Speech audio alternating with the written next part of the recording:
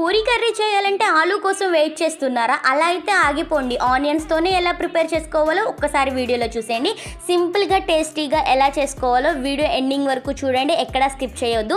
దానికంటే ముందు వీడియోలోకి వెళ్ళే ముందు like, share, subscribe to my channel. పక్కనే ఉన్న బెల్ ఐకాన్ కూడా క్లిక్ చేసి నోటిఫికేషన్ అయితే ముందుగా మీకు వచ్చేస్తుంది. ప్రాసెస్లోకి వెళ్ళిపోదాము. స్టవ్ ఆన్ చేసుకొని కళాయి పెట్టుకొని ఆయిల్ వేసుకొని జింజర్ గార్లిక్ పేస్ట్, ఆనియన్స్, పచ్చిమిర్చి, క్యారెట్ ఇవన్నీ కూడా వేసేసుకొని మగ్గనించాలి. అలాగే దాంట్లో కొంచెం పసుపు, కొంచెం అలాగే సాల్ట్ కూడా యాడ్ చేసేసుకొని ఒక 5 మినిట్స్ వరకు మగ్గించుకున్నాక ఒక గ్లాస్ వాటర్ కూడా వేసేసుకొని ఒక 5 మినిట్స్ తర్వాత బాయిల్డ్ అవుతున్న వాటర్లోనే శనగపిండి కూడా వేసేసుకొని ఒక 10 మినిట్స్ వదిలేస్తే మాత్రం సూపర్ టేస్ట్ ఉంటుంది. ఇంకా దానికంటే ముందుగా కన్ఫర్మ్గా చేయాల్సిన పని అయితే ఒక్కటి ఉంది.